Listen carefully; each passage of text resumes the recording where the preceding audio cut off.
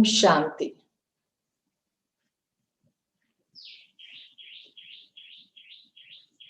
எல்லோரும் நேற்றுக்கு being merciful, இரக்க மனம் உடையவரா, கருணை உள்ளம் கொண்டு சுப சிந்தனையாளரா இருக்கிறதுக்கான பயிற்சி செய்திருப்பீங்கன்னு நினைக்கிறேன். நம்ம எவ்வளவு தூரம் மற்றவர்களுக்காக நம்ம நல்ல எண்ணங்களை இரக்க மனதோடு நம்ம வழங்கி கொண்டே இருக்கோமோ, அவ்வளவு தூரம் நம்முடைய மனசு பாசிட்டிவான எண்ணங்களால நிரம்பி இருக்கும். என்னைக்குமே மற்றவங்களுக்கு கொடுக்கிறோம் அப்படிங்கும் போதே நம்ம கிட்ட நிறைஞ்சிரும், ஆட்டோமேட்டிக்கா நிறைஞ்சிரும். இன்னொன்னு, நமக்குள்ள நிரப்பவே நல்ல எண்ணங்களை நிரப்ப மற்றவங்களுக்கு கொடுக்கவும் முடியும். ரெண்டு விஷயமே இருக்கு. அப்ப நம்ம பரமாத்ம நினைவுல இருந்து நமக்குள்ள நல்ல எண்ணங்களை நிரப்பிக்கிறோம். அதுக்கப்புறம் மற்றவர்களுக்காக நம்ம கொடுக்க ஆரம்பிக்கிறோம் கருணை உள்ளம் கொண்டு. அப்படி கொடுக்க கொடுக்க மீண்டும் நமக்குள்ள நிறைஞ்சுக்கிட்டே இருக்கும். இதுதான் பியூட்டி. குணதானம் அப்படிங்கிறத நம்ம மனசாலையும் செய்யலாம். நாம அந்த சொரூபமா இருந்து நம்ம செயல்கள் மூலமாக, நம்ம பேச்சின் மூலமாகவும் அதே கருணையை நாம வழங்க முடியும். இப்படி நம்ம புண்ணிய கணக்கையும் நம்ம சேமித்து கொள்றோம்.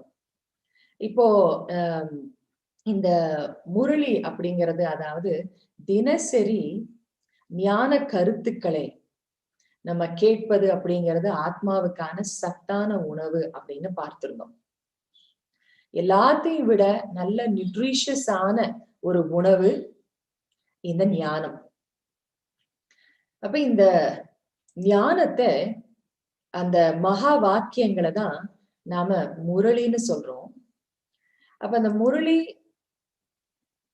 நம்ம கேட்கறதுனால நமக்கு என்ன லாபம், அதுல நமக்கு பரமாத்ம தந்தை நமக்கு எப்படி உதவுகின்றார் அப்படின்னு பார்க்கும் பொழுது, அந்த முரளியில, அந்த ஞான போஜனத்துல, அந்த மகா வாக்கியங்கள்ல நமக்கு தினசரி நம்முடைய கேப்பபிலிட்டிஸ், அதாவது நம்முடைய குணங்கள் என்ன, நம்முடைய சக்திகள் என்ன, அதை அவரு நமக்கு ஞாபகப்படுத்துறார். மேலும் நமக்கு 3 காலத்தினுடைய ஞானத்தையும் அவர் வழங்குகின்றார் இந்த முரளியில. மேலும் நாம இந்த ஞானத்தை எப்படி நடைமுறையில கொண்டு வர்றது, அதற்கான கைடன்ஸும் நமக்கு இந்த முரளியில கிடைக்குது. அதே நேரத்துல நமக்கு பலவிதமான சூழ்நிலைகளை நம்ம எதிர்கொள்றோம். அது உடல்ல வரக்கூடிய சங்கடங்களா இருந்தாலும் சரி, இல்ல பர்சனல் லைஃப், ப்ரொஃபஷனல் லைஃப், நம்ம சொந்த பந்தங்கள்ல வரக்கூடிய இஷ்யூஸ், எதுவா இருந்தாலும் அது எந்த மாதிரியான ஒரு சூழ்நிலை வரும் பொழுது நாம் அதை எவ்வாறு எதிர்கொள்ள வேண்டும்ங்கிற கைடன்ஸும் நமக்கு முரளியில கிடைக்குது. அதே நேரத்துல நம்ம இந்த ஞானத்தை நம்ம கேட்க கேட்க தினசரி இந்த ஒரு பாசிட்டிவான ஒரு உணவை நம்ம ஆத்மாவுக்கு கொடுக்க கொடுக்க நம்முடைய உள் உணர்வுல இருந்து தூய்மை ஆகுது. உள் உணர்வு பியூரிஃபை ஆகும் போது நம்முடைய மனம், நம்முடைய எண்ணங்கள் தூய்மையாகுது, நம்ம பார்வை தூய்மையாகுது, நம்ம பேச்சிலேயே அந்த தூய்மை வருது, நம்மளுடைய பிஹேவியர் வரைக்கும் அந்த தூய்மை அப்படிங்கிறது வருது. சோ ஒரு விதத்துல நம்ம தினசரி இந்த முரளி கேட்பது, பரமாத்மாவுடைய மகா வாக்கியங்களை கேட்பதுங்கிறது ஒரு கிளென்சிங், ஒரு கிளீனிங் வேலையை அது செய்யுது. சரி, இன்னைக்கு நம்ம ஒரு வரதானம், முரளியிலிருந்து நம்ம தேர்ந்தெடுக்கப்பட்ட ஒரு வரதானத்தை நம்ம பார்க்கலாம். இன்றைய வரதானம் என்ன அப்படின்னா, எப்படிப்பட்ட பிரச்சனையையும் குளிர்விக்கக்கூடிய முழுமையான நிச்சய புத்தி உடையவர் ஆகுக.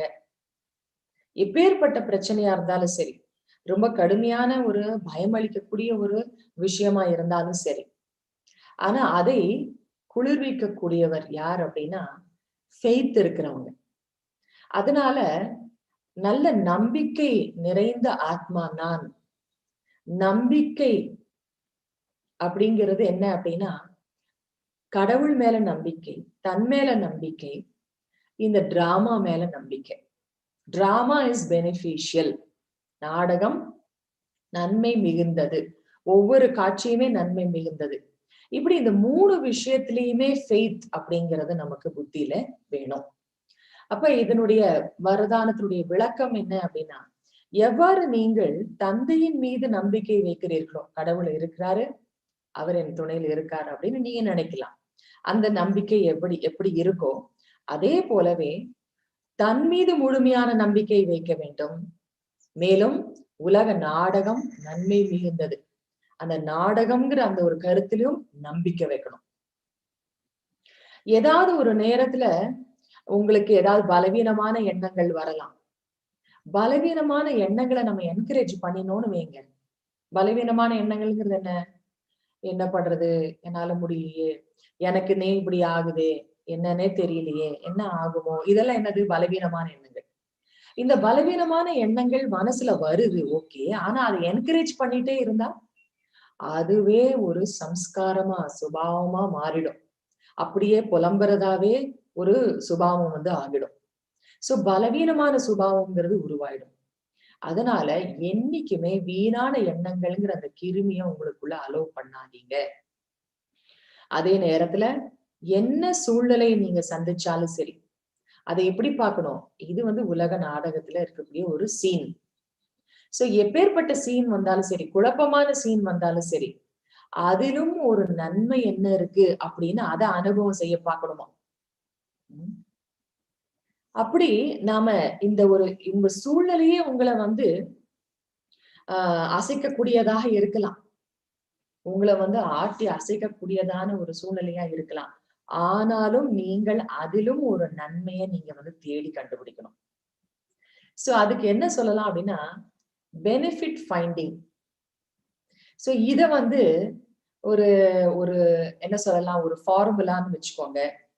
இல்ல உங்களுக்கு ஒரு ஒரு ஒரு ஞாபகத்துல நீங்க கொண்டு வரக்கூடிய ஒரு விஷயம்னு வச்சுக்கலாம். என்னன்னா அதுக்கு பேரு பெனிஃபிட் ஃபைண்டிங். ஓகே. சோ இந்த ஒரு ஃப்ரேஸ், இந்த ஒரு வார்த்தையை நீங்க ஞாபகம் வச்சுக்கோங்க. என்னது? Benefit finding. அப்ப ஏதாவது ஒரு சங்கடம், எதிர்பாராத ஒரு சூழ்நிலை, கஷ்டங்கள், உங்களை அசைக்கிற மாதிரியான சம்பவங்கள் எதுவா இருந்தாலும் சரி, அது வந்த உடனே உங்க மனசுல வந்து என்ன தோணும்னா பெனிஃபிட் ஃபைண்டிங், நன்மை தேடுதல் அப்படிங்கிற அந்த வார்த்தை டக்குன்னு உங்களுக்கு பாப்அப் ஆகணும் மனசுல.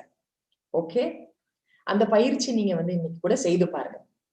அப்ப பெனிஃபிட் ஃபைண்டிங் அப்படின்னு மனசுல தோன்றின உடனே என்ன அதுல பெனிஃபிட் இருக்குன்னு நீங்க ஞானத்தின் அடிப்படையில நீங்க அதை புரிந்து கொள்ளணும்.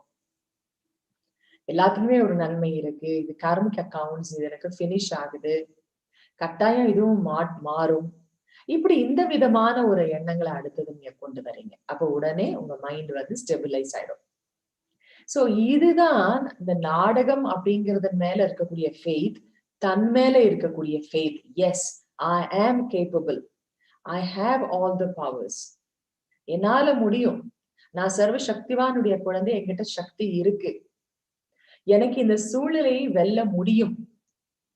ஒரு அற்புதம் என்ன அப்படின்னா, நம்மால எவ்வளவு தூரம் நம்மால வந்து சமாளிக்க முடியுமோ அதற்கு தகுந்தாற் போலதான் நமக்கு பிரச்சனையே வரும்.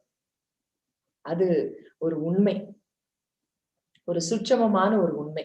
ஆனால் இந்த சூழ்நிலையை கட்டாயமா என்னால எதிர்கொள்ள முடியும், அதற்கான சக்தி என்னிடத்தில் இருக்கிறதுன்னு தன் மேல நம்பிக்கை வந்து வைக்கணும். சோ நான் ஃபெய்த்ஃபுல் இன்டெலெக்ட், அதாவது நம்பிக்கை புத்தி உடைய ஆத்மா அப்படிங்கிற ஒரு சின்ன ஒரு பயிற்சியை நம்ம இப்ப எல்லாரும் செய்வோம். சௌரியமா உட்கார்ந்துக்கோங்க.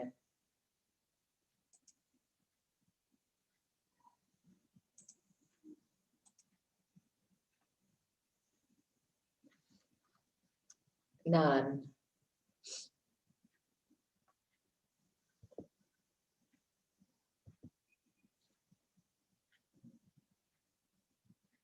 என்னுடைய கவனத்தை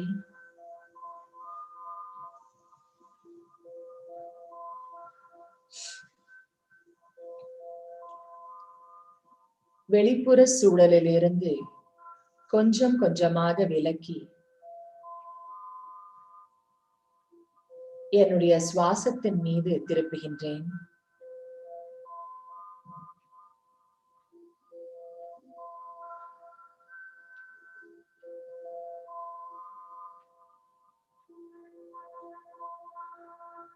அமைதியான ஆத்மா நான்.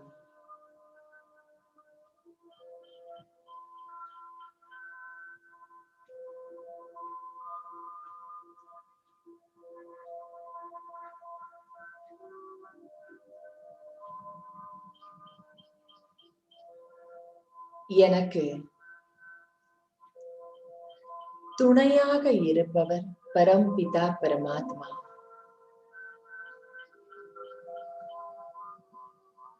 தந்தையாகவும் தோழனாகவும் எப்பொழுதும் என்னோடு இருக்கின்றார். எனக்கு துணையை அளித்துக் கொண்டிருக்கின்றார்.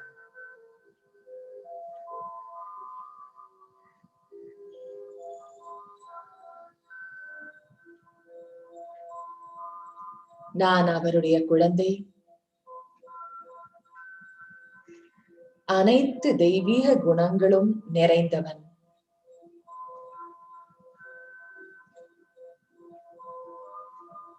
ஞானம் நிறைந்த ஆத்மா நான்.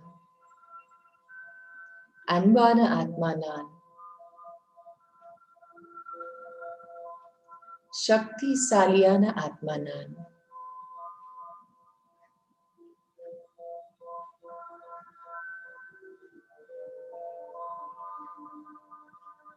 எந்த சூழ்நிலையும் என்னால் சந்திக்க முடியும், சமாளிக்க முடியும், எதிர்கொண்டு வெற்றி கொள்ள முடியும். என்னிடம் அவ்வளவு உயர்ந்த சக்திகள் இருக்கின்றன. சர்வ சக்திவானின் குழந்தை, சக்தி மிக்க ஆத்மா நான். என் மீது எனக்கு முழுமையான நம்பிக்கை இருக்கின்றது.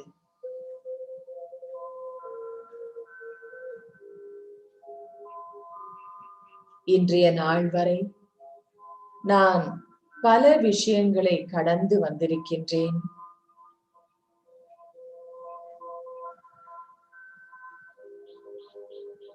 மேலும் தற்பொழுது இந்த ஞானத்தின் சக்தியை கொண்டும் தந்தையின் துணையை கொண்டும் மேன்மேலும் சக்தி மிக்கவன் ஆகிவிட்டேன்.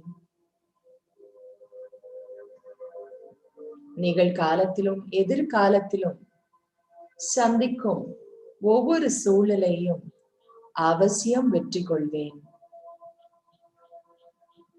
அந்த நம்பிக்கை இருக்கின்றது.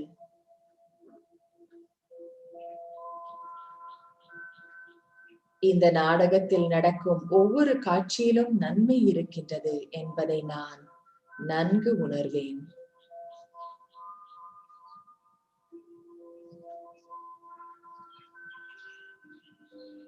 அனைத்திலும் நன்மையே இருக்கின்றது என்ற ஆழமான நம்பிக்கை கொண்டுள்ளேன்.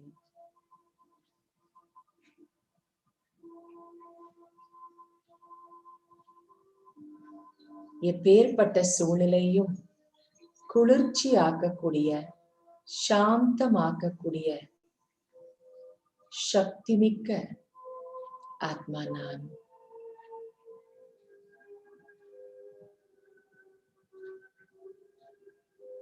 ஓம் சாந்தி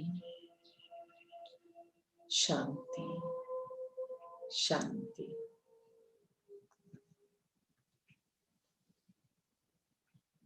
இந்த ராஜயோக தியானத்துல நம்ம எல்லாருக்குமே ஒரு லட்சியம் நமக்கு கிடைச்சிருக்கு.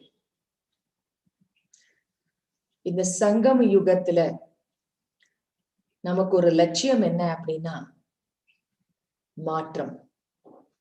என்ன மாற்றம்? சுய மாற்றம் தான். தன்னைத்தான் தனக்குள்ள பாசிட்டிவான சேஞ்சஸ் நம்ம கொண்டு வர்றது. ஒவ்வொருவருக்குள்ளயுமே தெரியும், என்கிட்ட இந்த ஒரு வேண்டாத சுபாவம் இருக்கு, அதை நான் விட்டுடணும். என்கிட்ட இந்த பலவீனம் இருக்கு, அதை நான் விட்டுடணும். அப்ப இந்த ஒரு இருள் என்னிடத்தில் இருக்கின்றது. நெகட்டிவ் குவாலிட்டிஸ் இல்ல வீக்னஸஸ்ங்கிற இருள் இருக்கு. அது எனக்கு நிறைய விதத்துல தடுமாற்றத்தையும் பயத்தையும் மனசுல கொண்டு வந்துகிட்டு இருக்கு. அப்ப அதை எப்படி நீக்குவது? அதற்கு உதவுவது எது? அது அங்கதான் நம்ம ஒரு விஷயம் பார்க்கிறோம். இந்த ராஜ யோகால 4 பாடங்கள் இருக்கு. 4 சப்ஜெக்ட்ஸ். இந்த 4 பாடங்கள் நம்மை பாதுகாக்கவும் செய்கின்றது, மேலும் நமக்குள் மாற்றத்தையும் கொண்டு வருகின்றது. எப்படி இருட்டா இருக்கு, ஒரு இருட்டு ரூமுக்குள்ள நீங்க போனீங்க அப்படின்னு சொன்னா, என்னது இப்படி ஒரே இருட்டா இருக்கு, யார் இப்படி இருட்டு பண்ணது, யார் இந்த மாதிரி செஞ்சாங்க, நான் வரும்போதுதான் இப்படி இருட்டா இருக்கணுமா, இப்படி எல்லாமா நீங்க பேசிக்கிட்டு இல்ல நினைச்சுக்கிட்டு இருப்பீங்க. நீங்க இருட்டுன்னு உடனே என்ன பண்ணுவீங்க, லைட் போடுவீங்க இல்லையா? அப்ப இங்க நாம இந்த ராஜயோக கல்வியில நமக்குள்ள அந்த வீக்னஸஸ், பலவீனங்கள்ங்கிற இருட்டு போகணும் அப்படின்னு சொன்னா நாம என்ன செய்யணும், லைட் போடணும். அவ்வளவுதான். அந்த பலவீனத்தை பத்தி நம்ம வருத்தப்படவே வேண்டாம். நான் இப்படி இருக்கேனே, என்கிட்ட இப்படி இருக்கே, என்ன பண்றது, ஏது பண்றது அப்படின்னு தன்னை நொந்து கொள்ள வேண்டிய அவசியம் இல்லை. நாம் செய்ய வேண்டியது ஒளிய போடணும், லைட் போடணும். அப்படின்னா என்ன, இங்க ஞானம் யோகம் தான் ஒளி. தியான யோகா, யோகானா என்ன, கனெக்ஷன் வித் பரமாத்மா. அப்ப இந்த ஞானம் யோகம் இந்த 2 தான் நமக்கு லைட் போடுற மாதிரி. இத நம்ம செய்துட்டோம்னாலே ஆட்டோமேட்டிக்கா நமக்குள்ள இருக்கிற பலவீனங்கள் போயிடும். அது கூடவே நமக்கு இணைஞ்சிருக்கக்கூடிய அடுத்த 2 சப்ஜெக்ட் தான் தாரணா மற்றும் சேவை. ஞானம் யோகம் தாரணை சேவை, இந்த 4 பாடங்கள் ராஜயோகத்துல இருக்கக்கூடியவை. ஞானம் அப்படிங்கும் பொழுது நாம இந்த ஆன்மீக கருத்துக்களை, இது ஒரு விஸ்டம் இல்லையா, இத நாம தெரிந்து கொள்வது, அது முதல் பாடம். இரண்டாவது யோகா, இறைவனை நம்ம நினைவு செய்யறது, பரமாத்ம தந்தையோட நம்ம மனசால புத்தியால கனெக்ட் ஆகிறது, அது யோகா.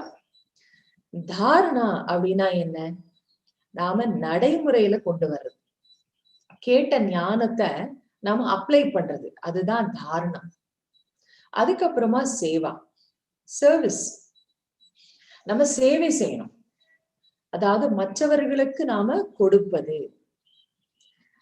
நாம் என்னென்ன விஷயங்கள்ல நாம நன்மை அடையிறோமோ அதை மற்றவர்களிடமும் பகிர்ந்து கொள்ளுதல், அதுதான் சேவைங்கிறது. நமக்கு இந்த 4மே நமக்குள்ள மாற்றத்தை கொண்டு வரும், உயர்வையும் நமக்கு கொண்டு வரும், நமக்கு பாதுகாப்பையும் அது கொடுக்கின்றது. இந்த ஞானத்தை நம்ம சிந்தனை பண்ணும் போது நமக்கு அந்த நேரத்துல வீண் எண்ணங்கள் இருக்காது. நம்ம தியானம் செய்யும் போது, அதாவது யோகா, பரமாத்மாவோட நம்ம புத்தியை இணைக்கும் பொழுது நம்மளுடைய மனம் பலசாலி ஆகுது. அப்போ நம்மால தாரணையில கொண்டு வர முடியுது, நடைமுறையில நம்ம அதை கொண்டு வர முடியுது. நம்ம நடைமுறையில கொண்டு வந்துட்டோம், அதை நம்ம பயன்படுத்த ஆரம்பிச்சுட்டோம் இந்த ஞானத்தை அப்படின்னாலே ஆட்டோமேட்டிக் அது ஒரு சர்வீஸ், சேவையாக ஆகிடுது. ஏன்னா உங்களிடமிருந்து ஒரு பாசிட்டிவ் வைப்ரேஷன்ஸ் மற்றவங்களுக்கு கிடைக்குது, உங்களுடைய மாற்றத்தை பார்த்து மற்றவர்களும் ஒரு இன்ஸ்பிரேஷனை அவங்க அடையறாங்க. அப்ப இந்த 4 சப்ஜெக்ட்ஸ்ல ஞானம் அப்படிங்கிறது டு நோ, அறிதல், தெரிந்து கொள்ளல். யோகா அப்படிங்கிறது டு ரிஃப்ளெக்ட், அதை நம்ம நினைத்து சிந்தனை செய்து நம்ம அந்த அனுபவத்தை நம்ம எடுக்கிறது, அமைதியில அமர்ந்து. தாரணை அப்படின்னா டு டூ, செய்யணும். ஏன்னா கேட்கறது மட்டும் பத்தாது இல்லையா, தெரிந்து கொள்றது மட்டும் பத்தாதே.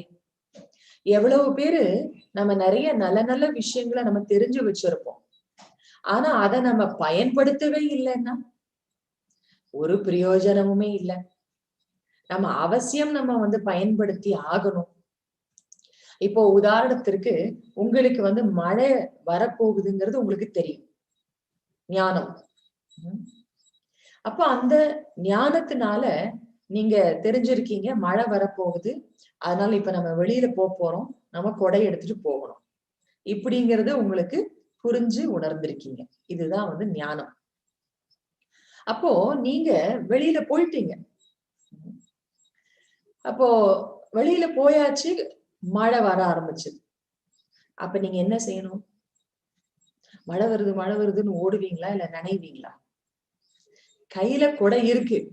அந்த கொடையை எடுத்து விரிச்சு பிடிப்பீங்க. அந்த மழையில நினையாம உங்களை நீங்களே பாதுகாத்துக்கிறீங்க. இதுதான் தாரணை. To do. நீங்க தெரிஞ்சுக்கிறீங்க. ஆனா அதை செய்யணும் இல்லையா? தாரணை ரொம்ப முக்கியம். வெறும் நம்ம ஞானம் மட்டும் நம்ம தெரிஞ்சு வச்சிருந்தோம்னா நம்ம ஞானின்னு சொல்லிக்க முடியாது. சரி, அப்படியே ஞானின்னு சொல்லிக்கலாம்.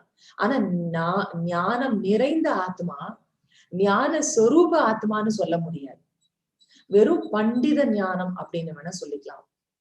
ஆனா நாம இங்க நடைமுறையில கொண்டு வர்றதுதான் முக்கியம். அதனாலதான் இங்க ராஜயோக கல்வியில தாரணைக்கு மிகுந்த மகத்துவம் நம்ம கொடுக்கிறோம். அதாவது நடைமுறையில நம்ம கொண்டு வரணும், இல்லைன்னா பிரயோஜனமே இல்லை. மீண்டும் நம்ம வந்து வெறும் சடங்கு செய்யற மாதிரிதான் ஆகிடும். அதனால நம்ம பக்தி மார்க்கத்துல நம்ம பலவிதமான நம்ம வெளிப்புறமான பலவிதமான சடங்குகளை நிறைய செய்து வந்தோம், மனசை ஒருநிலைப்படுத்துறதுக்காக. ஆனா அந்த நேரத்துல அந்த வழிபாட்டுல மனம் இறைவன் மீது லயிக்கணுங்கிறது தான் முக்கியம். அதுதான் அல்டிமேட் ஸ்டெப். ஆனா அது வந்து விட்டு போயிடுது. அப்ப அதனாலதான் முழு பலனை எடுக்கிறது இல்லை. அப்போ இறைவனை வழிபடுதல் வேண்டும் அப்படிங்கிற ஞானம் இருக்கு. ஆனா அங்க அப்ளிகேஷன் தெரியல. அதனாலதான் தாரணையில வராத போதுதான் அங்க முழு பலனை எடுக்க முடியல. மனம் அவரிடம் லயிக்கணும். இங்க அந்த லயிக்கிறதுக்கு தெரியல யாருக்கும், வழிமுறை தெரியல. கண்ணை மூடிதான் உட்காருவாங்க பல பேரு வழிபடும் பொழுது. அப்ப கண்ணை மூடுனாலே பலவிதமான எண்ணங்களோட ஓட்டத்துல போயிடுறாங்க. அடுத்தது யார நினைக்கணும், எப்படி நினைக்கணுங்கிற அந்த ஒரு ப்ரொசீஜர் தெரியல. ஆனா நமக்கு இங்க ராஜயோக தியான கல்வியில நாம அதைத்தான் நம்ம முக்கியமா தெரிஞ்சிருக்கோம். ஃபர்ஸ்ட் நான் யாருன்னு தெரியாம கடவுளை நினைக்கவே முடியாது, அவரோட கனெக்ட் ஆகவே முடியாது. சோ இறைவனை தரிசனம் பண்ணோம்னா முதல்ல ஆத்ம தரிசனம், அதுக்கப்புறம் தான் இறைவனையே தரிசனம் பண்ண முடியும். ஸ்தூல கண்களால இல்ல, அக கண்களால. அதனால நம்ம ஞானத்தை தெரிஞ்சிருக்கிறோம். இப்போ ஐ எம் சோல், நான் ஆத்மா, அவர் என்னுடைய அப்பான்னு. அதை நாம நடைமுறையில நம்ம கொண்டு வரணும் தாரணையில. அப்ப அந்த தாரணையில கொண்டு வர்றதுக்கு நமக்கு யோகா ஹெல்ப்ஃபுல்லா இருக்கு. நான் ஆத்மா இறைவனுடைய குழந்தைன்னு தெரிஞ்சுக்கிட்டேன். தியானத்துல உட்கார்ந்து நான் அப்படியே அந்த அனுபவத்தை எடுக்கிறேன். தியானத்துலதான் ரியலைஸ் பண்றேன். I start experiencing God. அப்ப அதுதான் எனக்கு ஒரு பலத்தை கொடுக்குது நடைமுறையில அதை நான் அப்ளை பண்றதுக்கு. இறைவனுடைய குழந்தையா நான் வாழணும்னு பிராக்டிக்கல் லைஃப்ல அந்த குணங்களை நான் வெளிப்படுத்துபவனாக ஆகுவேன். அதனால இந்த ஒவ்வொரு சப்ஜெக்டுமே நமக்கு வந்து இந்த ராஜயோக தியானத்துல முக்கியமானது. அப்போ தாரணைங்கும் போது டு டூ, செயல்படுத்தணும். சேவாங்கிறது டு ஷேர். நீங்க இந்த ஞானத்தை பலருக்கும் நீங்க பகிர்ந்து கொள்றீங்க, அதுவும் ஒரு சேவைதான். இல்ல நம்ம பார்த்ததுபடி எப்போ உங்களுக்குள்ள ஒரு நல்ல மாற்றம் வருதோ அப்பவே அது ஒரு சேவைதான். நம்ம எந்த இடத்துல இருக்கமோ அந்த இடத்த நம்ம வந்து நம்ம எண்ணங்கள்னால நம்ம சுத்தம் பண்றோம். வாயுமண்டலத்தை சுத்தம் பண்ணக்கூடிய ஒரு சேவை நம்ம வந்து செய்யறோம். அப்ப இந்த சேவை அப்படிங்கிறது வெறும் வாயால நம்ம சொல்ற சேவை மட்டும் இல்ல, நாம மனசாலையும் நம்ம சேவை நம்ம பண்ண முடியும். சோ நீங்க அது சம்பந்தமான வகுப்புகள்லாம் நம்ம வந்து ஆன்லைன்ல வரும் பொழுது உங்களுக்கு தெரிவிக்கப்படும். நீங்க அவசியம் நீங்க வந்து ஜாயின் பண்ணுவீங்க. சோ நாங்க என்ன ஒரு நினைச்சிருக்கோம் அப்படின்னா, நம்ம டெய்லி ஒரு 1/2 hour நம்ம கியான் இன்புட்ஸ் அதுக்காக ஆன்லைன்ல நடக்கும். அது யார் வேணும்னாலும் நீங்க வந்து தாராளமா ஜாயின் பண்ணிக்கலாம். தொடர்ந்து அது வந்து நடக்கும். மண்டேல இருந்து அந்த ஒரு செஷன்ல கூட நீங்க வந்து தாராளமா ஜாயின் பண்ணலாம். அப்போ அந்த ஒரு ஞானத்தை நாம வந்து தினசரி கேட்கணும். அப்ப இதுல மன சேவை அப்படிங்கறதும் ஒண்ணு அடக்கும் சேவையில. மனதால நம்ம பிறருக்கு நம்ம சேவா பண்ண முடியும். சோ இப்படி 4 பாடங்கள் இருக்கு. இந்த 4 பாடங்கள்லயும் பாத்தீங்கன்னா, முதல்ல இந்த ஞானம் அப்படின்னு சொல்லும் பொழுது, அத நம்ம படிக்கணும். அதுக்கப்புறமா சேர்ன் பண்ணணும். சேர்னிங் அப்படின்னா என்ன? கடையறது. சோ நம்ம இந்த ஞான முரளிய நம்ம படிக்கிறீங்க, இல்ல கேட்கிறீங்க. அப்ப இந்த ஞான கருத்தை உன்னை எடுத்து அதை நீங்க சிந்தனை பண்ணணும். சிந்தனை பண்ணி என்னன்னு சிந்தனை பண்ணுவீங்க? சரி, இந்த கருத்தினுடைய அர்த்தம் என்ன? இத நான் எப்படி நடைமுறையில நான் கொண்டு வரலாம் அப்படின்னு சிந்தனை பண்ணி நம்ம நோட் பண்ணிக்கலாம். இப்போ இன்னைக்கு ஒரு கருத்து கேட்கிறோம்னு வைங்க. அதாவது சூழ்நிலைகள் எல்லாத்தையுமே எப்பேற்பட்ட சூழ்நிலைகளுமே நீங்க குளிர்ச்சியா நீங்க ஆக்கக்கூடிய ஆத்மா, நம்பிக்கை நிறைந்த ஆத்மா அப்படின்னு ஒரு கருத்து வருது. இத நீங்க கேட்கிறீங்க, படிக்கிறீங்க. அப்ப நீங்க உட்கார்ந்து அத ரிவைஸ் பண்ணணும், திங்க் பண்ணி பார்க்கணும். ஆமா, எந்த சூழ்நிலை வந்தாலும் நம்மால சந்திக்க முடியும், என் மேல நான் நம்பிக்கை வைக்கணும் இப்படின்னு அத சிந்தனை பண்றீங்களே, அதுதான் சேர்னிங். அப்புறம் நீங்க கூடவே இதையும் நினைப்பீங்க. சரி, எனக்கு எந்த மாதிரி ஒரு சின்ன பெரிய ஒரு சூழ்நிலை, ஒரு சங்கடத்தை நான் இப்ப சந்திச்சுக்கிட்டு இருக்கிறேன். அப்ப அந்த சூழ்நிலையை நான் சந்திக்கும் போது என் மனசுல எந்த எண்ணங்களை நான் கொண்டு வரணும். அப்போ எனக்குள்ள ஒரு நம்பிக்கைங்கிறது பிறக்கும். அப்படின்னு என்ன ஒரு பாசிட்டிவான எண்ணங்களை நான் கொண்டு வரலாம் அப்படின்னு அதை பத்தி நீங்க சிந்தனை பண்றீங்க. அதுதான் சேர்னிங். சோ அந்த ஒரு சேர்னிங் அந்த ஒரு சிந்தனையை ஞானத்தினுடைய சிந்தனை நீங்க செய்யும் பொழுது பலவிதமான பயங்கள் கட்டாயிடும். அனாவசியமான வீண் எண்ணங்கள் கட்டாயிடும். அதைத்தான் நம்ம என்ன சொல்றோம் அப்படின்னா, ஒரு சுய தரிசன சக்கரத்தோட நம்ம ஒப்பிடுகின்றோம். இந்த சக்கரம் எப்படி அப்படியே சுத்தி போய் அசுரனுடைய தலையை கட் பண்ணிடுதுன்னு, அது மாதிரி நம்ம மனசுல ஞான சிந்தனையை ஓட்டுவதுதான் சக்கரத்தை சுத்துற மாதிரி. இன்னொரு விதத்துல சக்கரம்ங்கிறது என்ன? இந்த உலக நாடக சக்கரம் இல்லையா? உங்க மனசுல இந்த நாடகத்தை பற்றிய சிந்தனையை அப்படியே கொண்டு வந்துகிட்டே இருங்க. பிரச்சனை எல்லாத்தையும் நீங்க வெட்டிடுவீங்க, பினிஷ் பண்ணிட முடியும். அந்த பவர் இருக்கு. சோ அதுதான் அந்த அடையாள சின்னமாக நம்ம ஞானத்திற்கு வைக்கிறோம். அடுத்தது யோகா. யோகா என்ன பண்றோம்? சிவ் பாபாவோட நம்ம யோகம் வைக்கும் பொழுது, தொடர்பு கொள்ளும் பொழுது, அப்ப யோகத்துல நம்ம சக்திசாலியாக தன்னை அனுபவம் செய்யறோம்.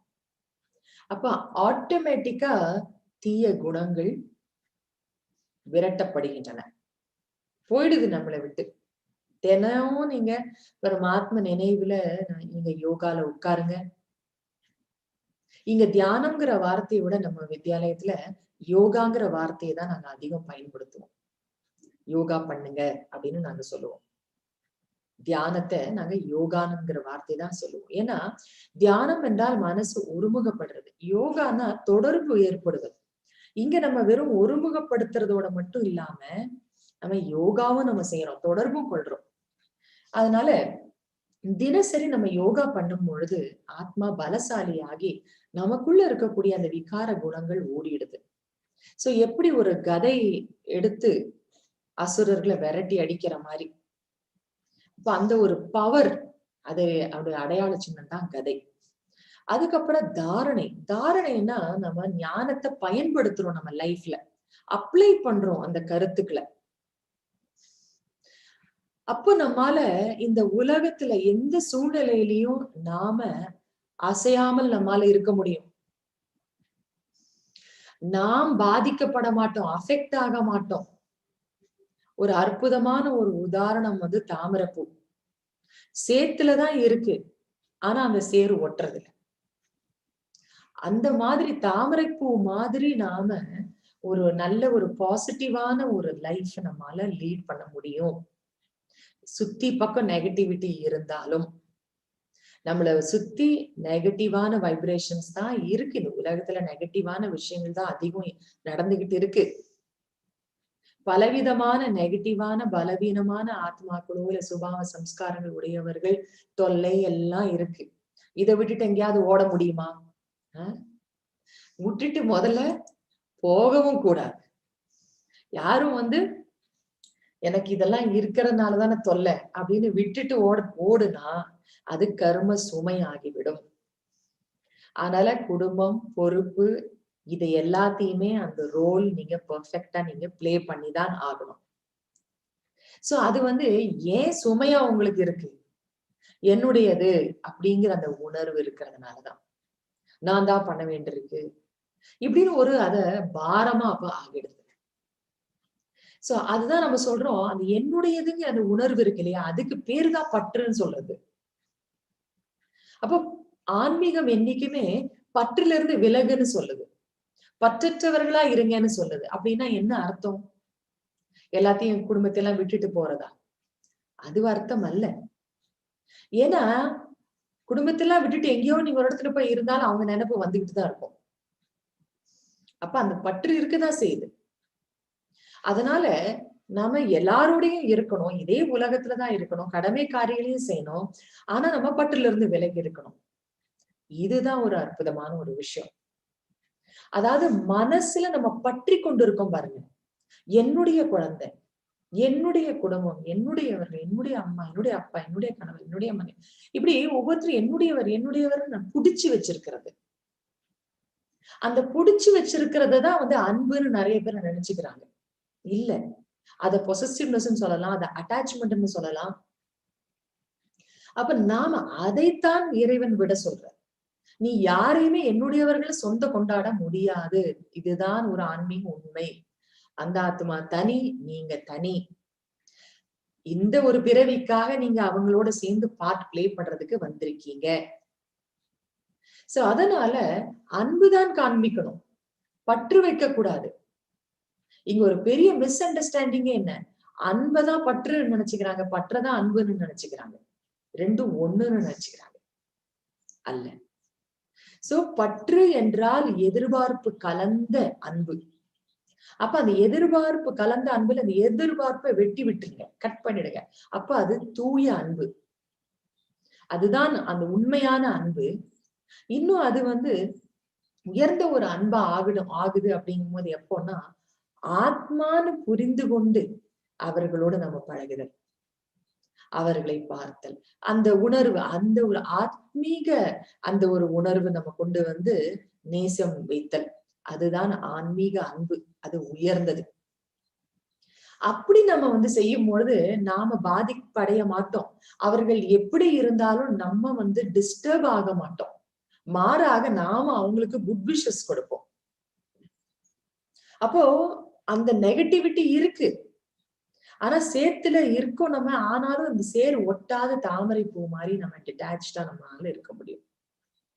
லவ்விங்கா நம்ம இருக்க முடியும். அந்த பூ எவ்வளவு லவ்விங், எல்லாருக்கும் விருப்பமான மலராக இருக்கு. எத்தனையோ பூக்கள் இருக்கு. நல்ல நல்ல இடங்கள்ல பயிர்விக்கப்பட்டு மல்லிப்பூ, முல்லைப்பூன்னு சுத்தமான இடத்துல கூட அதெல்லாமே இதாகி வரலாம். ஆனா எல்லாத்தையும் பீட் பண்ணிடுது பூஜையில. நம்பர் 1 பூ தாமரை பூ. ஆனா அது சேத்துக்குள்ளதான் இருக்கு. சோ அது எதனாலன்னா சேத்துல இருந்தாலும் சுத்தமா இருக்கு பாருங்க. அதே போல அந்த ஒரு டிட்டாச்மெண்ட், பியூரிட்டியினுடைய அடையாள சின்னம் தான் தாமரை பூ. அப்போ நாம இந்த ஞானத்தை நம்ம புரிந்து கொண்டு நம்ம இறைவனுடைய நினைவுல இருக்கும் பொழுது நாம டிட்டாச்சாவும் இருப்போம், லவ்விங்காவும் இருப்போம், அன்பானவர்களாகவும் நம்ம இருப்போம். ரெண்டுமே தேவை. தாமரைப்பூவினுடைய உதாரணம் விடுபட்டு இருக்கு, அழகாவும் இருக்கு. அப்படி நாம அதுதான் தாரணை, நடைமுறை வாழ்க்கைங்கிறது. நடைமுறை வாழ்க்கையில நாம தாமரை பூ மாதிரி இருக்கணும். அப்ப நம்ம நம்மை நாமே நம்ம பாதுகாத்துக் கொள்றோம் இந்த உலகத்துல இருந்து. 4வது சேவை, மற்றவர்களோடு பகிர்ந்து கொள்தல். அதற்கு உதாரணம் அந்த அடையாள சின்னம் சங்கு. சங்கின் நாதம் ஒலியை எழுப்பது போல நாம இப்ப இந்த ஞானத்தை எல்லோரிடம் பகிர்ந்து கொள்தல். அப்ப இந்த 4ம் நமக்கு இருக்கும் பொழுது நாம் பாதுகாக்கப்படுகின்றோம். அதுதான் இங்க உண்மை. இதைத்தான் பக்தி மார்க்கத்துல என்ன காண்பிச்சிருக்கு அப்படின்னா, காத்தல் கடவுள் அப்படின்னு 4 கைகளை உடைய விஷ்ணு காண்பிச்சிருக்கு. உண்மையில 4 கையுடைய மனிதர் இந்த ஸ்தூல உலகத்துல யாராவது இருக்காங்களா அப்படின்னா கிடையாது. மேல் உலகத்துல இருக்கான மேல் உலகத்துல உடலே கிடையாது. அப்படி இருக்கும் பொழுது இந்த உலகத்திலேயும் 4 கை உடைய மனித ரூபம் கிடையாது. அப்படி எக்ஸ்ட்ராவா ஒரு 2 கைக்கு விட எக்ஸ்ட்ராவா 3 கையோட ஒரு குழந்தை பிறந்தா அது அப்நார்மல். அது ரொம்ப நாளைக்கும் அது தாங்காது. அப்போ அது அப்படி யாருமே இந்த ஸ்தூல உலகத்திலேயோ மேலேயோ சூட்சும உலகத்திலேயோ பரந்தாமத்திலேயோ யாருமே அப்படி 4 கைகள் கொண்டவர் கிடையாது. இது ஒரு அடையாள சின்னம். நீங்க பாத்தீங்கன்னா ஒவ்வொரு தெய்வங்களுக்கு 8 கைகள் 10 கைகள் இப்படி எல்லாம் காண்பிக்கப்பட்டிருக்குன்னா அது எல்லாமே அடையாள சின்னம். ஆன்மீக சக்திகளுடைய அடையாள சின்னம் தான். அப்ப இந்த 4 கைகள்ல இருக்கக்கூடிய 4 அலங்காரங்களை சற்று சிந்திச்சு பாருங்க. விஷ்ணுவுடைய 4 அலங்காரங்கள் சங்கு, சக்கரம், கதை, தாமரைப்பூ. அப்ப அது எதை நமக்கு புரிய வைக்கின்றது என்றால் நம் ஒவ்வொருவரிடமும் இந்த 4ம் வர வேண்டும். இந்த 4 அலங்காரங்களும் நமக்குள்ள வரணும். அப்போ நாம் காக்கப்படுவோம். தீய குணங்கள்ல இருந்து பாதுகாக்கப்படுவோம். துன்பம் துயரத்திலிருந்து காக்கப்படுவோம். மகிழ்ச்சியான அமைதியான ஒரு வாழ்க்கையை வாழ முடியும் இந்த கலியுகத்திலும். இதை நமக்கு புரிய வைக்கிறது தான் அந்த விஷ்ணுவனுடைய சித்திரம். அப்போ மக்கள் என்ன பண்ணிடுறது அப்படின்னா அந்த சித்திரத்தை வைத்து வழிபடுறாங்க. ஆனா அதனுடைய அர்த்தம் புரியவில்லை. உண்மையில் நாம் ஒவ்வொருவரும் விஷ்ணுவாக மாற வேண்டும். அப்படின்னா என்ன? நமக்கு 4 கை வந்துடணும். தட் மீன்ஸ் இந்த 4 அலங்காரங்கள் நம்ம லைஃப்ல இருக்கணும். ஞானம், யோகம், தாரணை, சேவை. இந்த 4ம் நம்ம லைஃப்ல வரும் பொழுது நாம் காக்கப்படுகின்றோம் அப்படிங்கறது அர்த்தம். அதனால இது முக்கியமானது. இப்போ இந்த உங்களுக்கு இப்போ ஒரு இன்ட்ராக்ஷன், ஒரு கேள்விக்கான பதில் நீங்க கண்டுபிடிச்சு சொல்ல போறீங்க. எல்லாரும் ரெடியா? எல்லாரும் அட்டென்ஷன் ப்ளீஸ். நீங்க உங்க சாட் பாக்ஸ நீங்க ரெடியா நீங்க வச்சுக்கோங்க. நீங்க உங்களால டைப் பண்ண முடிஞ்சா டைப் பண்ணலாம். இல்ல அதுல நேரம் செலவு பண்ண வேண்டாம். நம்பர் நீங்க போடுவீங்க. அதாவது உங்களுக்கு நான் எக்ஸ்பிளைன் பண்றேன் என்னன்னு. நான் இப்போ உங்களுக்கு ஒரு சூழ்நிலையை நான் சொல்லுவேன். அந்த சூழ்நிலையை நீங்க கேட்டுட்டு அந்த சூழ்நிலையை நாம எப்படி சமாளிக்கிறது அப்படிங்கறதுக்கான ஒரு பயிற்சி இப்ப நாம எல்லாரும் செய்ய போறோம். ஓகே? ஒரு இன்னைக்கு கூட நம்ம வரதானத்துல பிளெஸிங்ல நம்ம பார்த்தோம். எப்பேற்பட்ட சூழ்நிலையும் குளிர்ச்சி ஆக்கக்கூடிய ஆத்மான். அப்போ ஏதாவது ஒரு சூழ்நிலை நம்ம சந்திக்கும் போது ஃபர்ஸ்ட் மனசுலதான் படபடபடன்னு எண்ணங்கள் வரும். அடடா என்ன பண்றது, இப்படி ஆயிடுச்சு, அப்படி ஆயிடுச்சு, என்ன நினைக்கவே இப்படி எண்ணங்கள் நம்மளே அறியாம இந்த வீண் எண்ணங்கள் அப்படியே நம்மளுடைய எனர்ஜி டவுன் ஆயிருக்கும். ஒரு மாதிரி வீக்னஸ், மனசோர்வு, கவலை. உன்னா கவலை, இல்லைன்னா உன்னா கோபம், இல்லைன்னா டென்ஷன், இதெல்லாம் தான் வெளிப்பாடு. எதனுடைய வெளிப்பாடு? அந்த ஃபியூ செகண்ட்ஸ்க்குள்ள ஏகப்பட்ட வீண் எண்ணங்கள் ஓடி இருக்கு அப்படிங்கறடைய வெளிப்பாடுதான் இது. அப்போ நாம இப்ப நம்ம கையில ஞானத்தினுடைய ஒரு ஆயுதங்களை பரமாத்மா இப்ப கொடுத்திருக்கிறார். அதை நம்ம பயன்படுத்தி வெல்லணும் அத. அப்போ ஃபர்ஸ்ட் என்ன பண்ணோம்னா நம்ம சூழ்நிலையை நம்ம சந்திக்கும் பொழுது ஃபர்ஸ்ட் அந்த ஞான கருத்தை நம்ம புத்தியில கொண்டு வரணும். ஓகே? இப்ப நம்ம இந்த 3வது சப்ஜெக்ட் தாரணையை பத்தி தான் இப்ப ஒரு ஆக்டிவிட்டி நம்ம பண்ண போறோம். நம்ம என்ன பண்ண போறோம்? ஞானமும் இருக்கு நம்ம கிட்ட. சோ அந்த ஞானத்தை புத்தியில அந்த ஞான கருத்தை ஃபர்ஸ்ட் நீங்க கொண்டு வரணும். ஓகே? 2வது அந்த ஞான கருத்தை கொண்டு வந்த உடனே உங்களுக்குள்ள மனசு ஸ்டெபிலைஸ் ஆயிடும். பிறகு இந்த சூழ்நிலைக்காக நான் எப்படி பாசிட்டிவான ஸ்டெப் எடுக்கிறது அப்படின்னு நீங்க எண்ணத்துல கொண்டு வருவீங்க. அப்புறமா தான் அதை செயல்ல கொண்டு வருவீங்க. ஓகே? சோ ஃபர்ஸ்ட் ஞான கருத்து கொண்டு ஸ்டெபிலைஸ் பண்ணிடுவீங்க. அதுக்கப்புறம் பாசிட்டிவ் ஆக்ஷன் என்ன அப்படிங்கறத தீர்மானிப்பீங்க. ஓகே? இப்போ உங்களுக்கு நான் ஞான கருத்துக்களுடைய ஒரு லிஸ்ட் உங்களுக்கு ஸ்கிரீன்ல காமிப்பேன். அது மன்னிக்கணும், இது ஆங்கிலத்துலதான் இருக்கு, தமிழ்ல என்னால டைப் பண்ண முடியல, மன்னிக்கணும். அதுக்காக உங்களுக்கு அத தமிழ்ல படுத்தி உங்களுக்கு அனுப்பியும் நான் வைக்கிறேன்.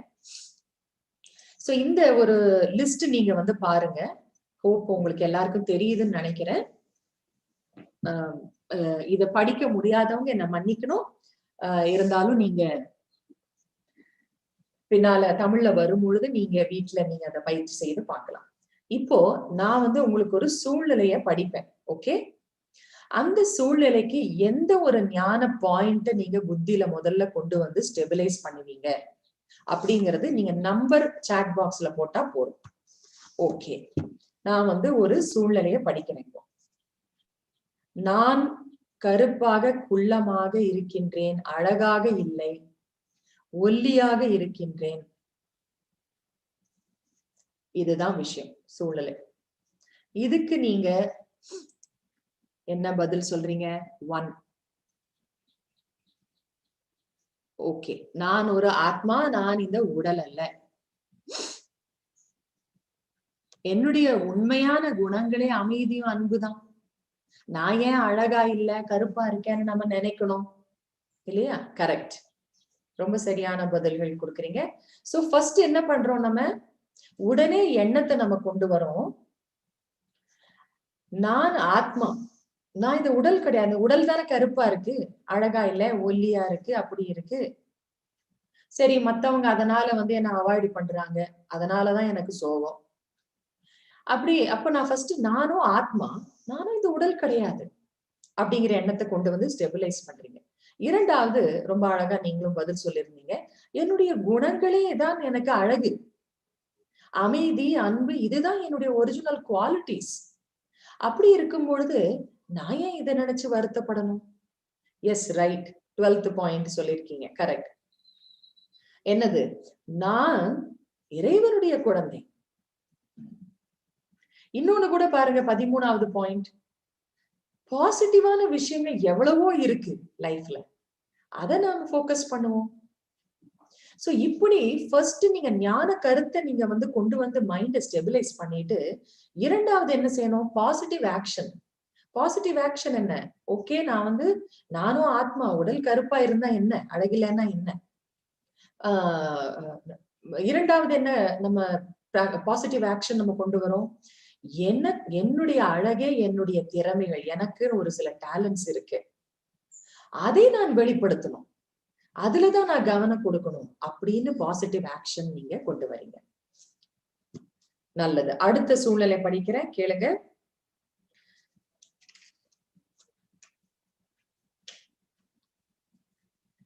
வீட்டில் உள்ளவர்கள் என்னிடம் எதையும் ஓப்பனாக பேசுவதில்லை, எதையுமே ஓப்பனா ஷேர் பண்றதே இல்லை.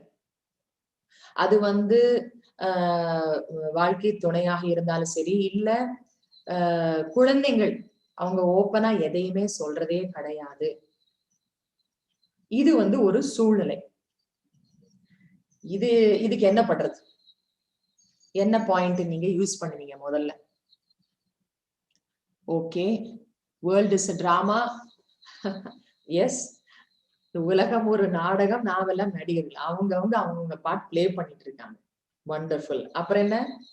டிட்டாச்ட் அப்சர்வர், ஒரு விடுபட்ட பார்வையாளனா இருந்து அந்த சூழ்நிலையை நம்ம பார்க்கணும்.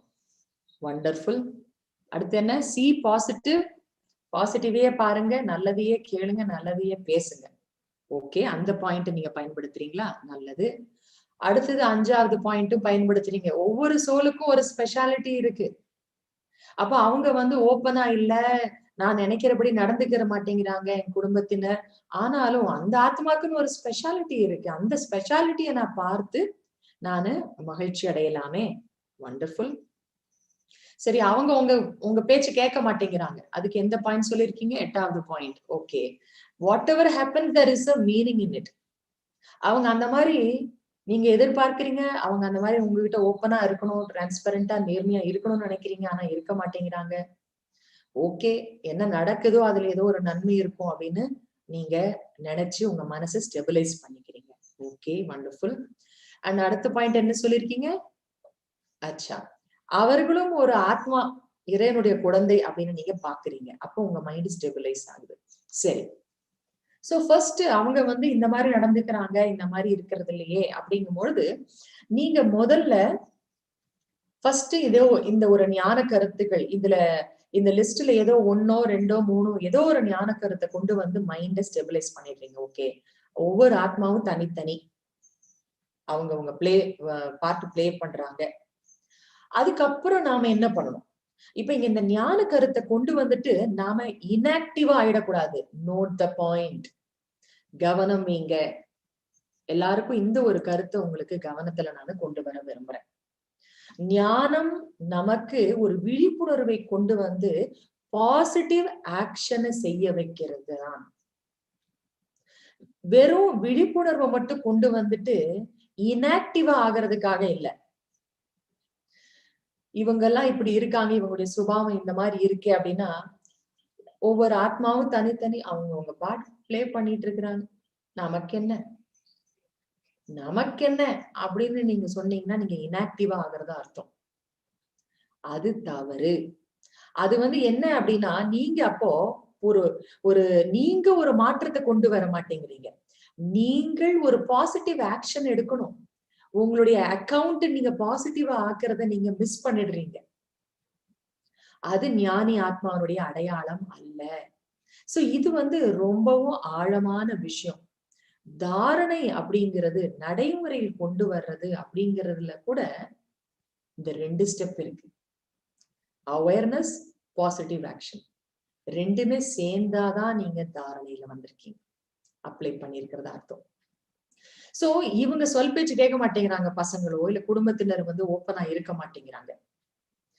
அப்போ அதுக்கு நீங்க ஃபர்ஸ்ட் ஞான கருத்தை கொண்டு வரீங்க. ஒவ்வொரு ஆத்மாவுடைய பார்ட்டும் தனித்தனி, அவங்க பிளே பண்ணிட்டு இருக்காங்க. ஒருத்தர் கூட 14வது பாயிண்ட் சொன்னது போல, கட்டாயமா ஒரு மாற்றம். World is going to transform into something better. Golden ஏஜா மாறப்போகுது. இன்னும் இது இப்படி இருக்க போறதில்ல. எல்லோருமே மாற்றம் அடைவார்கள் அப்படிங்கிற எண்ணமும் கொண்டு வரீங்க. ஸ்டெபிலைஸ் நீங்க பண்றீங்க. அதுக்கப்புறம் பாசிட்டிவ் ஆக்ஷன் நீங்க என்ன செய்யணும்? அவங்களுக்காக நீங்க குட் விஷஸ் கொடுங்க. அவ்வளோ அன்பை நீங்க மனசார நீங்க கொடுங்க. பொதுவா நீங்க நினைக்கிறபடி அந்த மனிதர் இல்லாத பொழுது எல்லாருக்கும் என்ன உணர்வு வருது? கோபம் வருது, வெறுப்பு வருது. அப்ப இந்த கோபம், வெறுப்பு உங்களை இன்னமும் அவர்களிடமிருந்து தூர விலக்கி கொண்டு போயிடும். இன்னமுமே அவங்களுக்கு ஒரு நெகட்டிவ் வைப்ரேஷனை தான் நீங்க எனர்ஜியை தான் பாஸ் ஆன் பண்றீங்க. இன்னமுமே அவங்க வீக்காக தான் போறாங்க. இன்னும் அவருடைய பலவீனம் தான் வளரும். சோ அந்த ஒரு அக்கௌண்ட்டை நாமையே சேர்த்துக்கணும். அவங்களுடைய பலவீனம் பக்காவாகிறதுக்கான நெகட்டிவ் வைப்ஸ் நாமையே கொடுத்து நம்ம கர்மிக் பேர்டனை நம்ம இன்க்ரீஸ் பண்ணிக்கணும். அண்ட் நாம அதுக்கு மாறா நம்ம என்ன செய்யணும்? Positive action. அவர்களுக்காக நான் குட் விஷஸ் நான் வைக்கிறேன். அதுக்கப்புறமா நாம நல்ல ஒரு சூழ்நிலையை வீட்டுல உருவாக்கணும். அவர்கள் ஓப்பன் அப் ஆகிறதுக்கான ஒரு சூழ்நிலையை நீங்க தான் அமைச்சு கொடுக்கணும். ஒரு குவாலிட்டி டைம் அவங்களுக்காக நீங்க கொடுக்கணும். அவங்ககிட்ட உட்கார்ந்து பேசணும். முதல்ல நீங்க உங்க விஷயங்களை பகிர்ந்துக்கோங்க. அவர்களிடமிருந்து பிறகு நீங்க பேச ஆரம்பிங்க. இதெல்லாம் positive action. So first stabilize your mind and then act positively. இன்னும் ஒரே ஒரு சூழ்நிலையை உங்களுக்கு சொல்லவா? அதோட நம்ம நிறைவு செய்யலாம். இன்னும் ஒரு சூழ்நிலை. சரி, உடல் வலி வியாதின்னு வந்தாலும் என்ன பண்ணுவீங்க? கார்மிக் அக்கவுண்ட் செட்டில்மெண்ட் ஆகுது. whatever happens there is a meaning in it. இப்படி எல்லாம் நீங்க நினைப்பீங்க இல்லையா? அதுக்கப்புறமா நீங்க தவறே செய்யல, ஆனா உங்க மேல பழிய போட்டுடுறாங்க. உங்களுக்கு அவ்வளோ டென்ஷன் வருது. உங்களை இன்சல்ட் பண்றாங்க, உங்க மேல பழிய போடுறாங்க. அப்போ நீங்க என்ன பண்ணுவீங்க? எந்த ஒரு ஞான கருத்தை முதல்ல கொண்டு வருவீங்க? என்ன நடந்தாலும் அதில் நன்மை இருக்கின்றது, கரெக்ட். அப்புறம் அதை பயன்படுத்தலாம். what I do, what I give comes back to me. So மற்றவர்கள் என்னை இன்சல்ட் பண்றாங்க, என் மேல பழிய போடுறாங்கன்னா அதுக்கு என்னுடைய பாஸ்ட் கர்மா காரணம். ஏதோ ஜென்மத்துல நான் செய்திருப்பேன், அதனாலதான் சம்பந்தமே இல்லாம எனக்கு இந்த மாதிரி ஒரு பழி வருது. அப்புறம் என்னது 13வது பாயிண்ட் என்ன? வாழ்க்கையில எவ்வளவோ நிறைய பாசிட்டிவ் விஷயங்கள் இருக்கு. அதை நம்ம வந்து ஃபோக்கஸ் பண்ணோம், அதை நினைத்து நாம வந்து இத நன்றி உணர்வோடு இருக்கணும்.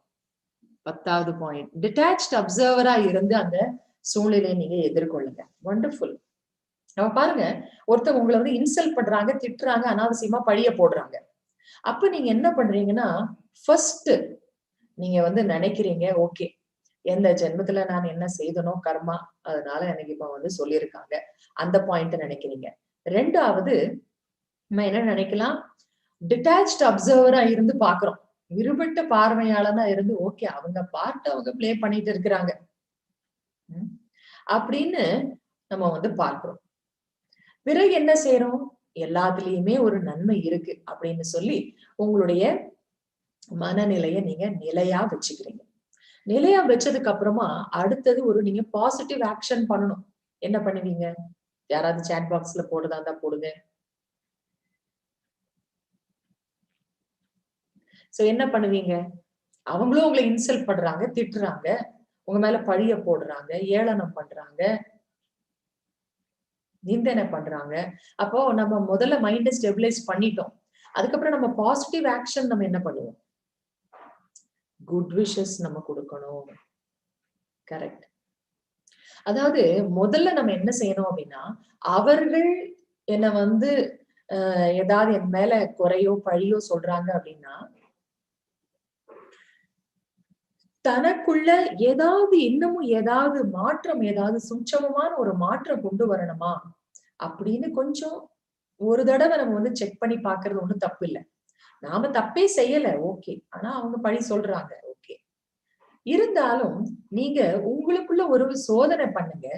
ஏதாவது என்னுடைய விஷயத்துல, ஈவன் சம்டைம்ஸ் ஆட்டிடியூட் விஷயத்துல கூட, நம்முடைய உள்ளுணர்வுல கூட மாற்றம் கொண்டு வர வேண்டியதா இருக்கலாம். சோ அப்படி எனக்குள்ள என்ன ஒரு மாற்றம் நான் வந்து கொண்டு வர வேண்டியது ஏதாவது இருக்கா அப்படின்னு செல்ஃப் செக்கிங் நம்ம பண்ணுவோம். அது ஒரு பாசிட்டிவ் ஆக்ஷன். அதுக்கப்புறமா அந்த ஆத்மாவுக்காக நம்ம குட் விஷஸ் நம்ம மனசார கொடுக்கணும். ஆல்ரெடி நீங்க பிராக்டிஸ் பண்ணிருக்கீங்க. என்னது? மன்னிப்பு கேளுங்கள், மன்னிப்பு கொடுங்கள், அதுக்கப்புறமா நல்ல எண்ணத்தை தானமாக வழங்குங்கள், குட் விஷஸ் கொடுங்க. இந்த 3 ஒரு ஸ்டெப் நீங்க யூஸ் பண்ணுவீங்க. சோ அப்படி வந்து நாம முதல்ல பழைய பாஸ்ட் கர்மாக்காக மன்னிப்பு கேட்டுட்டு, இப்ப அவங்க செய்ததுக்காக உன்னை மன்னிக்கிறேன் ஆத்மா, நீயும் ஒரு அற்புதமான குழந்தை, இறைவனின் குழந்தைதான், நீயும் இந்த பலவீனத்துல இருந்தெல்லாம், இந்த ஒரு மிஸ் அண்டர்ஸ்டாண்டிங்ஸ் எல்லாம் விடுபட்டு நீயும் அமைதியா அனுபவம் செய்வாய் அப்படின்னு தில்சே, அதாவது மனசார அந்த குட் விஷஸ் நம்ம கொடுக்கணும். இதுதான் நம்ம செய்யற பாசிட்டிவ் ஆக்ஷன். சோ இந்த ஒரு சில உதாரணங்களை பார்த்தீங்க. அது மாதிரி நீங்க என்ன ஒரு சூழ்நிலை வந்தாலும் இம்மீடியட்டா இந்த டெக்னிக், இந்த ஃபார்முலா நம்ம யூஸ் பண்ணணும்.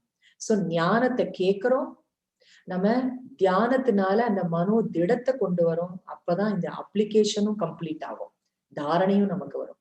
இந்த 3மே இருந்ததுன்னா ஆட்டோமேட்டிக் அது சேவா நடக்கும். சர்வீஸ் பத்தி நம்ம கவலையே பட வேண்டாம். தானாகவே நம்ம வந்து சேவை செய்பவர்கள் ஆகிடுவோம். ஏன்னா நீங்க அனுபவசாலியா ஆகும்போது அனுபவம் எடுக்க எடுக்க 4 பேருக்கு நீங்க சொல்லாம இருக்க முடியாது.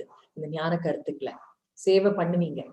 இன்னொன்னு, உங்களுக்குள்ள வர மாற்றமே மத்தவங்களுக்கு இன்ஸ்பிரேஷனா வரும் பொழுது அது ஒரு சேவை. சோ இப்படியாக இந்த 4 பாடங்கள் மிக மிக முக்கியமானது நம்ம லைஃப்ல. அதை நம்ம இன்னைக்கு நீங்க தெரிஞ்சுக்கிட்டீங்க. வேற ஏதாவது கேள்விகள் இருந்தா நீங்க சாட் பாக்ஸ்ல போடலாம்.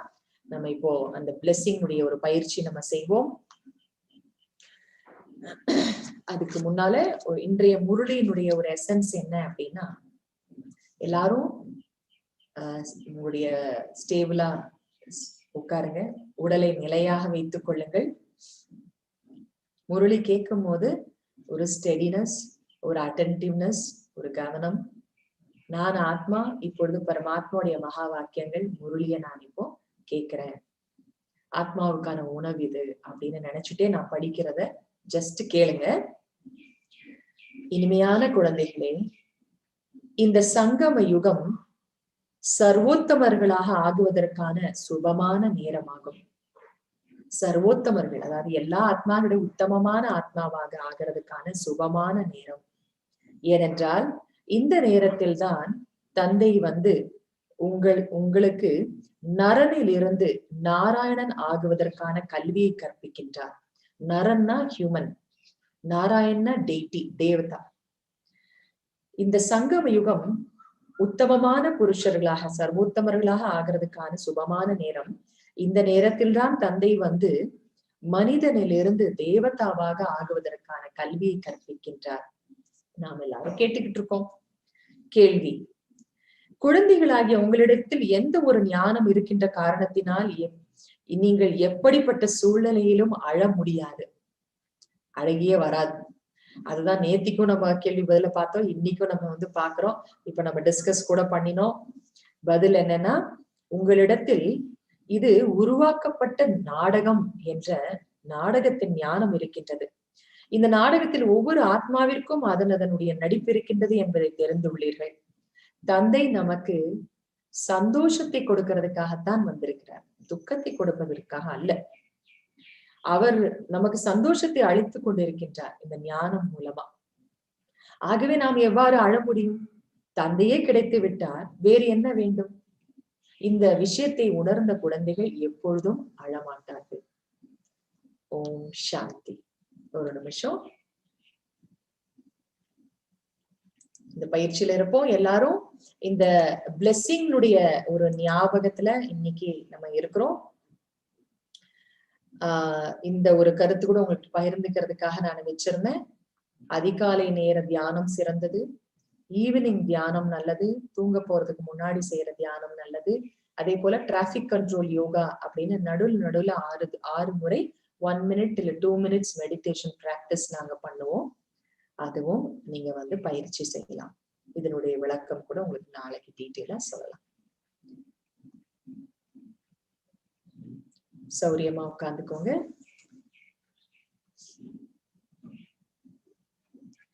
நான்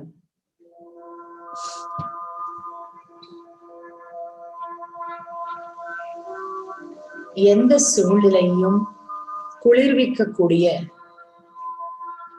நம்பிக்கை உடைய ஆத்மா நான்.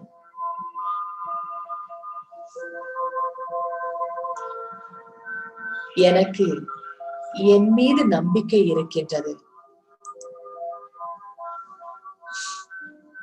ஏனென்றால் நான் ஒரு ஆத்மாவான என்னுடைய உண்மையான குணங்களே அன்பு, தூய்மை, சக்தி, அமைதி, இவையெல்லாம் தான். சர்வ சக்திவானுடைய குழந்தையாக நான் இருக்கின்றேன்.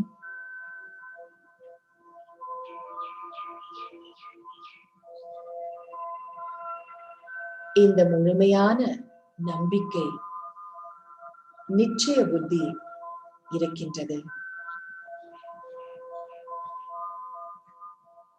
இது உலக நாடகம்.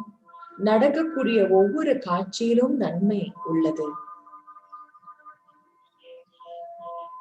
இந்த நாடகத்தின் மீதும் நிச்சய புத்தி உள்ளது, நம்பிக்கை உள்ளது.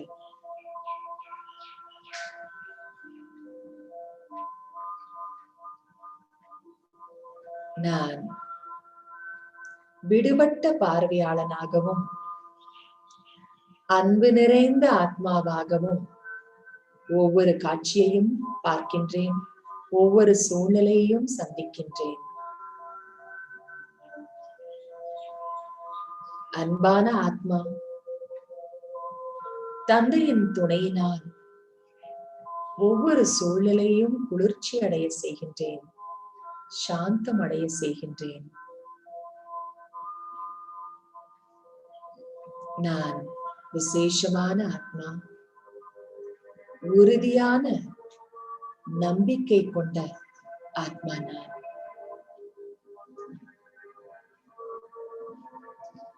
ஓம் சாந்தி சாந்தி சாந்தி.